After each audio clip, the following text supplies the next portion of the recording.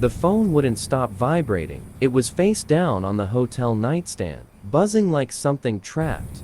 Angry, desperate, alive. I let it ring. The ocean outside my balcony breathed slowly, the way calm things do when they don't care about human disasters. Moonlight spilled across white sheets. Somewhere below, laughter drifted up from the bar. Real laughter, untouched laughter. My screen lit up again. 52 missed calls. My brother's name filled most of them. Then my mother. Then numbers I didn't recognize. Then him again. I rolled onto my back and stared at the ceiling, counting the seconds between vibrations like heartbeats. This was supposed to be their happiest week, and it was unraveling without me. I picked up the phone, not to answer, just to watch it shake. I remembered his voice from 3 days ago.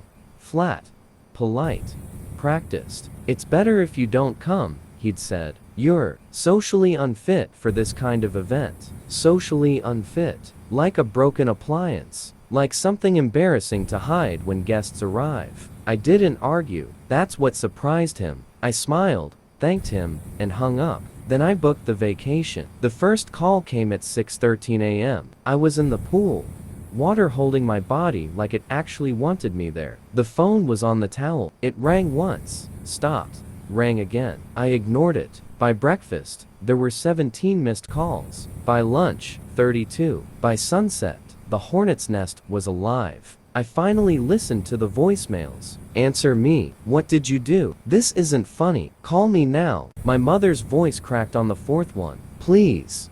We need you." Need. The word tasted strange after years of being unnecessary. I hadn't always been socially unfit. I had been useful. I handled bookings. I negotiated vendors. I fixed fights before they exploded. I paid deposits when accounts ran dry. I smiled when insults were dressed as jokes. I was the quiet infrastructure holding their lives upright. And then, one sentence removed me. They didn't know the wedding venue contract was in my name. They didn't know the caterer only answered my emails. They didn't know the florist refused to release arrangements without my confirmation. They didn't know the transportation company had my card on file. They never asked. They never thanked. They just assumed I'd show up anyway. I always did. Until I didn't. The truth came in pieces. I learned it while floating in the pool.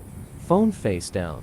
Mind finally still. They told people I was unstable, difficult, a risk. They'd said I might cause a scene. They'd said excluding me was for everyone's comfort. The irony burned slow and clean. I had the screenshots, the forwarded messages, the accidental confessions sent to the wrong thread. I didn't confront anyone. I let the clock work for me. At 3:47 p.m., my brother's best man called. I answered. His voice was shaking. "Where are you?" "On vacation," I said. Silence.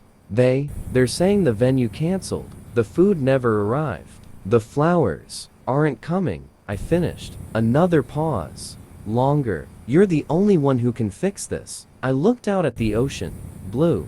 Endless. Indifferent. "No," I said. "I'm not." The line went dead. By nightfall, the story changed. Now, it wasn't about logistics. It was about blame. They said I sabotaged them. They said I was jealous. They said I ruined everything. They forgot one thing. Contracts are not emotions. They're facts. And facts don't care about family. The reveal came quietly. A message from the venue manager. "They're screaming at us. Security is involved. Police might be next." I felt nothing. Not relief. Not joy. Just stillness. I forwarded one email. The one where my brother wrote, "Don't invite her. She doesn't belong." I sent it to the group chat. Then I left the chat. The final call came at 11:58 p.m. My mother. I answered this one. Her voice was small. "We didn't mean it." I watched the moon reflect in my glass. "You did," I said. "We're family." "No," I replied. "You're history." She sobbed. I hung up. The next morning, I deleted my old number. I extended my stay. I ordered breakfast I didn't have to share. For the first time in years, no one needed me. And that was the most social I had ever felt.